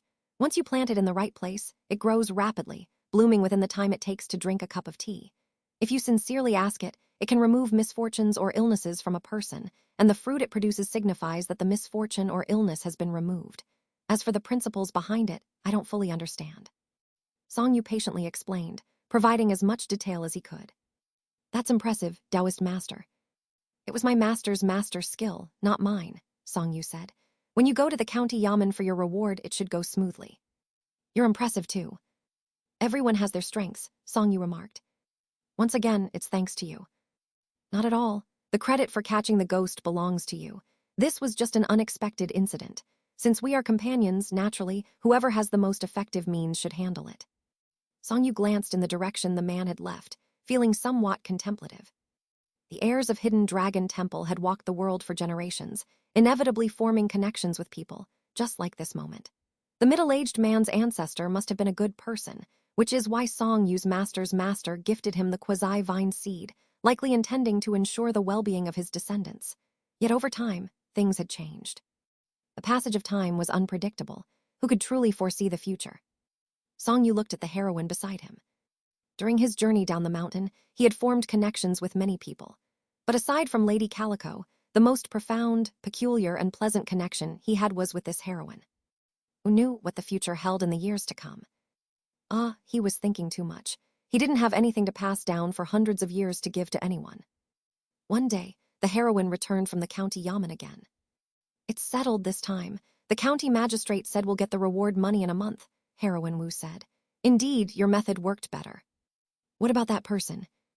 Lying in court and deceiving the officials should have earned him a thorough beating, even if he wasn't sent to jail. But he seems to have suffered enough already. I spoke a few good words for him, so he received fewer lashes. You have a kind heart, Xianxia smiled, finding the situation amusing. A few days ago, she had been the one threatening to leave the city with a knife to cause trouble for the man, claiming she would kill him. It seemed that if she had really gone, she might have resorted to violence. Yet today, she was the one speaking in his favor in court. There was something quite interesting about it. It's not really about kindness. I just couldn't be bothered to deal with him anymore. I remembered how, when I first arrived in Changing, I had some impure thoughts too. Saying a few words doesn't cost anything. Did you act on those thoughts back then? Of course not, but I did think about it. It's natural to have such thoughts. Hee, it just means I'm smart. Xianxia shook his head and then said, the reward money is taking quite a while to be settled. There's no helping it. If we could have caught the ghost and brought it to court, the payment could have been made on the spot. Heroine Wu sighed, adding with a hint of complaint. I said it wasn't really necessary. We're old acquaintances. The county magistrate recognized me today, yet he can't even offer this little bit of trust even as an old acquaintance. Thank you for your hard work. Don't mention it. Do you have enough money for this month? I should be fine. Good, then let's go. With that, Heroine Wu turned and walked away. She was incredibly efficient. Xianxia got up to see the guest off but didn't move his feet. After she left, he went upstairs and retrieved the money that was hidden in the rat hole by Lady Calico, checking how much was left. The nearby neighbors had also benefited from Lady Calico's presence. Since she arrived and began hiding money in the rat hole, she had been worried that the rats might steal it. Consequently, half the street had become a rat-free zone. Every night, she would have to walk a long way to catch the rats, but she didn't mind the effort. Over 1,000 Cayenne. The rent for this month was already paid, but given his current relationship with the heroine, it wouldn't hurt to delay it a bit. Changing had high living costs, much higher than Yidu. Xianxia himself was not engaged in agricultural production. There was no grain in the granary, and no vegetables in the fields. Everything had to be bought. This 1,000 or so Cayenne could last for a month, but his finances would be a bit tight, and he might have to cut back on eating meat. In addition, over the next month or so, some might occasionally request him to exorcise evil spirits and demons, or request Lady Calico to catch rats. This would bring in some income to improve their living conditions. With these thoughts, Xianxia felt relaxed and carefree. He left the money on the table, went downstairs to close the door, and planned to take a nap. When he came back, the money on the table was gone. Instead, a little girl in a tricolored dress was in the room. You're back already? Yes. Where's the money on the table? I hid it. The little girl looked at him seriously, seeming quite stern. Why did you leave it on the table? It might get stolen. It's broad daylight. It's not so easy for it to be stolen. You should spend less money. Don't use it all up. You don't eat rats either, so you might starve. The little girl expressed her concern. Got it. Xianxia found it amusing but still took the little girl's advice. He looked her over carefully and suddenly said, Lady Calico, you seem to have grown a bit taller. I've grown a bit taller. I think so. Really? The little girl became interested immediately. Maybe. I haven't measured before, but we can measure now. When you grow taller in the future, we'll know. Songyu pulled the little girl to the wall. She obediently stood with her back against the wall, allowing him to measure her height by marking the wall. Her eyes were fixed upward, trying to see the top of her head. And she moved away from the wall. There was now a mark on the wooden wall. What is this? This is how tall you are now. I'm this tall. The little girl stared at the mark on the wall. We'll measure again in a few months, and then we'll know if you're growing taller. How can I grow taller? When you grow up, you will. But I'm already a grown cat. The little girl tilted her head, looking at him with confusion. All things in this world, once they gain sentience or attain enlightenment, are no longer the same as they once were. Songyu thought for a moment and patiently explained. I've heard that some demons, even after they've grown up, might still appear as little people until they gradually grow bigger. How can they grow bigger? When the mind matures, they will grow. I don't understand. You need to study, Songyu thought for a moment and smiled at the little girl. If you want to study, you need to learn to read and write. How about I teach you to read? What's the use of reading? You can read books. That sounds familiar. You asked me about it before. Is reading fun?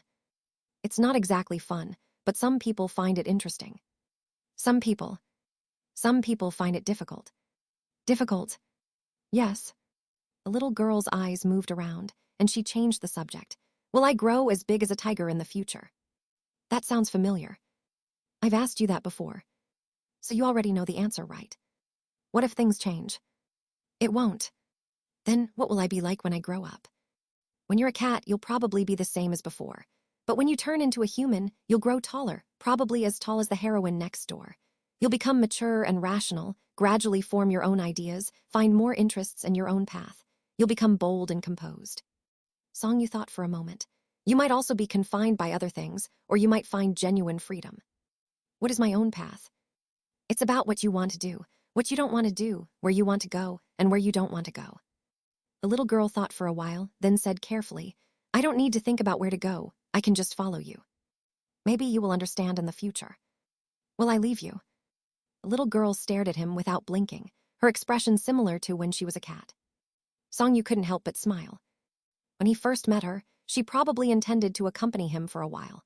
Once the incense fumes on her dissipated, she would return to her mountain to catch mice and live freely, right?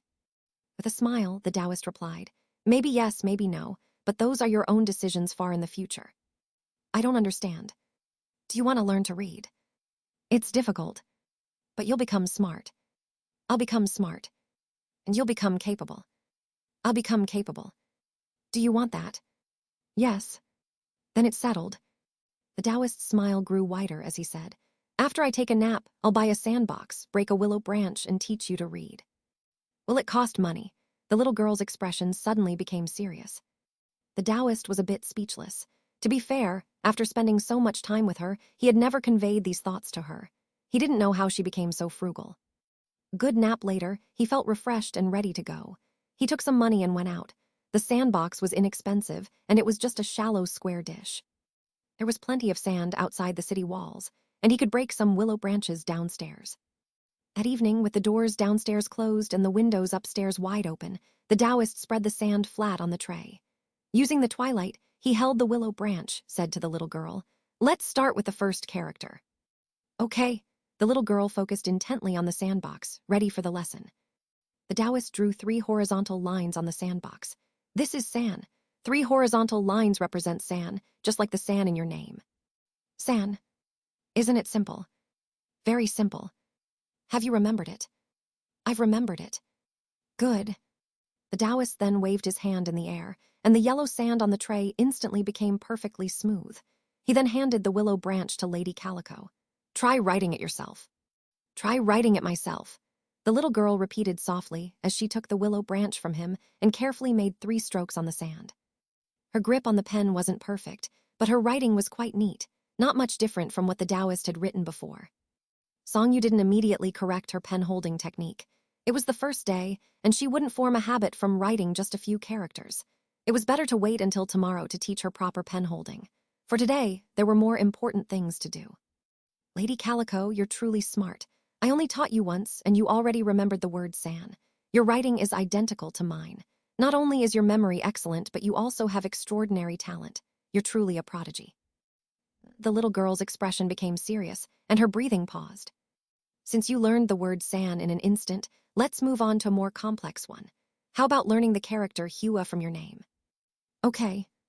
Without hesitation, the little girl handed him the willow branch.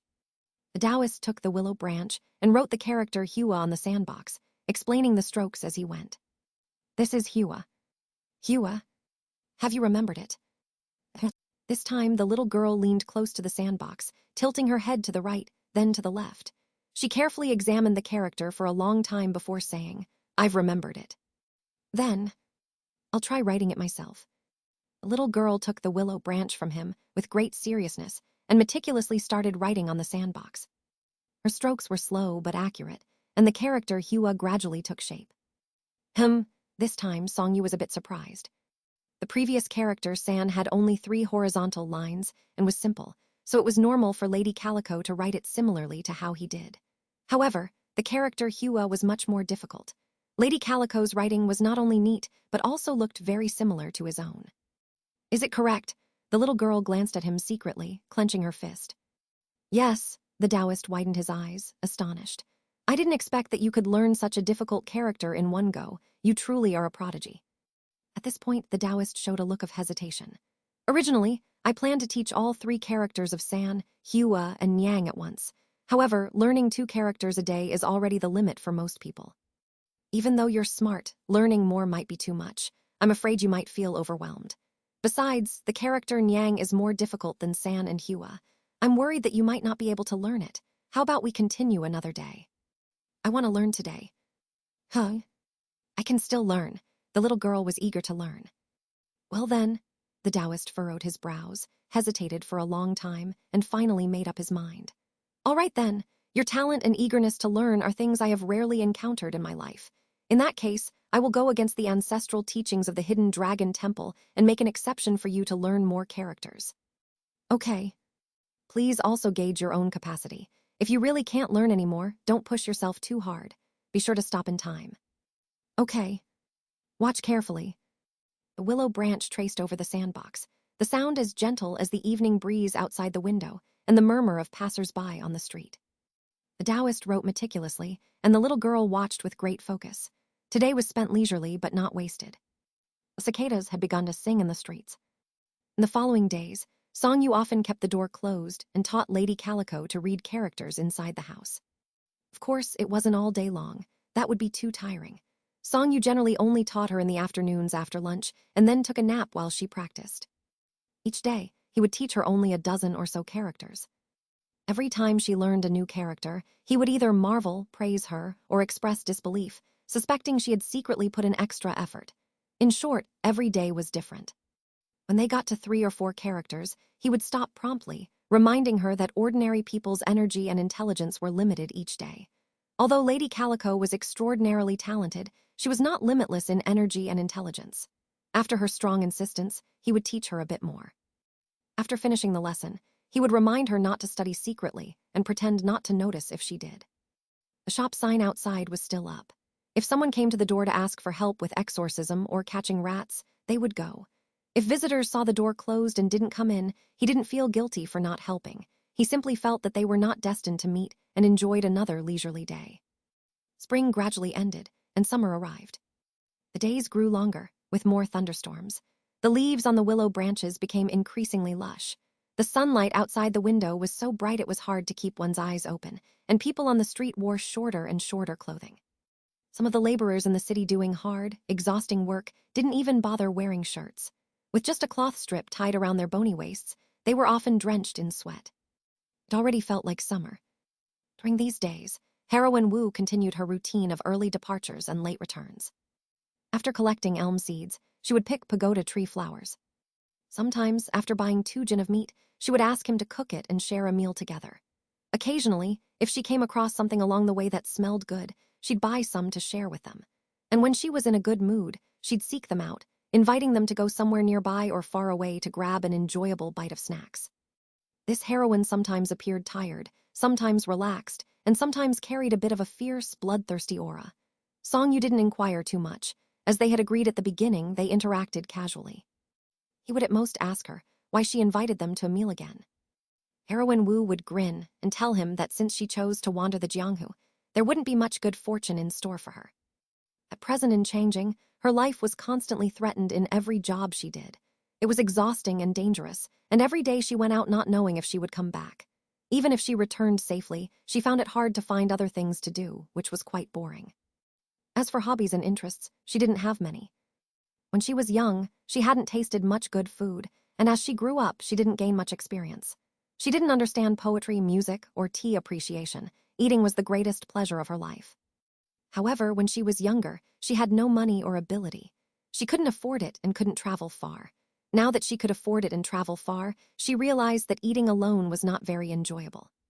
Ordering too much meant it would go to waste, and ordering too little meant she couldn't taste everything. Ordering just right wasn't very interesting either. Plus, others often looked at you when you were alone. In the past, when she was in changing with no friends or acquaintances, she would come back every day and fill her stomach with whatever food was available. She would then curl up on the bed on the second floor and stare at the dark night until she fell asleep. When she woke up, it was already the next morning. Now, with a friend she could talk to and enjoy meals with, it was only natural that she would invite her friend for a nice meal. Firstly, she loved to eat. Secondly, it was a way to comfort herself for her hard work, reward herself for living another day, and celebrate the fact that she was getting closer to the goals she had set when she first came to changing. No matter what, being able to share a good meal with a pleasant, easygoing friend after a day of toil and danger was a truly relaxing thing, even if the friend was quiet and just focused on eating when she was feeling down. She found it very comforting. It was great. Songyu was also quite satisfied with this lifestyle and interaction. Being able to observe and enjoy without getting too deeply involved, to experience it without feeling tired, was indeed wonderful. He was also pleased with the friendship. May gradually came. \\\\. Plums sour on the tongue. Their tang lingers between teeth. Bananas just starting to grow. Green shadows dance on the screen. Spring fades into summer's light. Days stretch long, weariness takes flight. Wake from a nap, boredom sigh. Watching children catch willow catkin as it drifts by. The Taoist put away the brush and looked at the line of words on the paper. The window on the second floor was still open as the gentle breeze moved the willow branches and brought in a bit of coolness, also carrying the scent of ink to his face. The little girl leaned on the edge of the desk, stretching her neck to look. Then she looked up at the Taoist, puzzled. What's written here? What words do you recognize? Day-long children. The little girl stood on tiptoe, pointing at each word on the paper. Since the ink was still wet, she dared not touch it, and she pronounced each word slowly. Finally, she pointed at the word in the bottom left corner and said, Cat. Lady Calico, you're impressive. Why don't I recognize so many words? The little girl looked up at the Taoist, her eyes wandering with some suspicion. Because you haven't learned them yet. You didn't teach me. There are too many words in this world. Even though you have extraordinary talent, you must learn them one by one slowly, without rushing, Songyu said patiently. But I'm very smart. That's only natural. Songyu smiled slightly and said calmly, Now you can write many characters, but have only used willow branches and sandboxes so far. You've never tried using a brush and ink. How about you try using a brush to write on paper today and see what it feels like?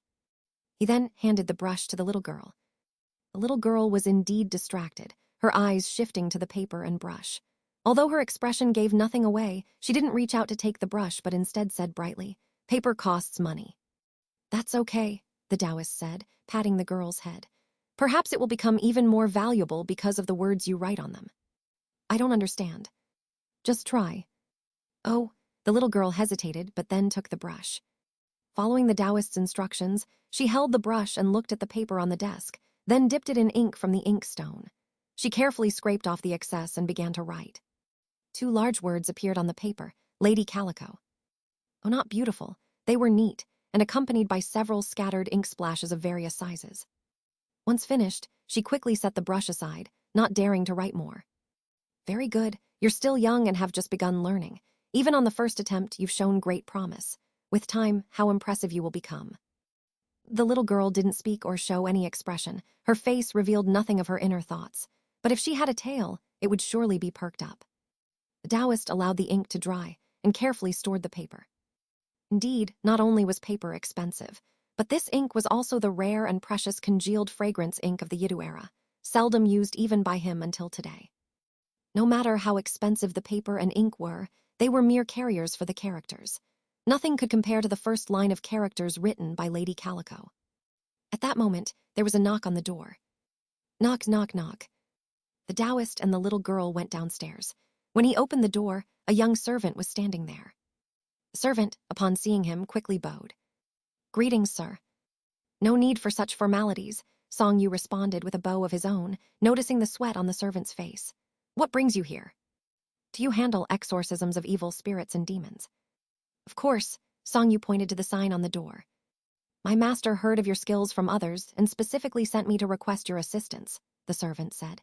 "If it's convenient for you, could you come with me? My master will surely reward you handsomely." "Where does your master live?" "At the junction of Eastern District and Western District. It's not far away." "And what is the issue?" "My master has been troubled lately, waking up in the middle of the night as if being watched. We've requested for the consecrated artifact from Tianhai Temple, yet it hasn't helped," the servant said with a look of concern. "My master is prideful, so I can't elaborate further. If it's convenient for you, please come and take a look." "All right." Song Yu looked up at the scorching sun. Though he was reluctant to go out, he agreed. He then turned to the little girl behind him and said, "The sun is strong outside and it's quite hot. Since there's no one else at home, please stay here and guard the house, making sure no idle people sneak in and steal anything. Also, Lady Calico, please be mindful of balancing work and rest. Your practice should be moderate. With your talent, you can write beautifully without needing to practice twice as much." "Okay." The little girl glanced at the Taoist and agreed with her words, but in her heart, she had already decided to practice secretly. How could she not practice more? The so-called exceptional talent was a result of her own hard work. The Taoist didn't know that, so he thought her talent was extraordinary. What if one day she stopped practicing and he thought her talent had suddenly declined?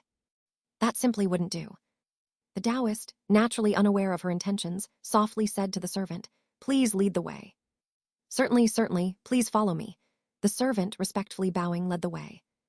Along the way, he spoke in a low voice about his master, as if afraid passers-by might overhear. His master was a military officer responsible for the defense of the capital, in the prime of life. One would expect such a military officer to be adept in martial arts, immune to demons and ghosts as well as other evil entities. Yet, recently, he had been restless and often felt as though someone was watching him while he slept. A reputable military officer, worried about ghosts in his home and evil spirits possessing his body, would likely be laughed at if he spoke of it. Hence, he was reluctant to seek out well-known experts. Instead, he had heard of a young man who had recently come to the capital and, though not widely known, seemed to have some skill.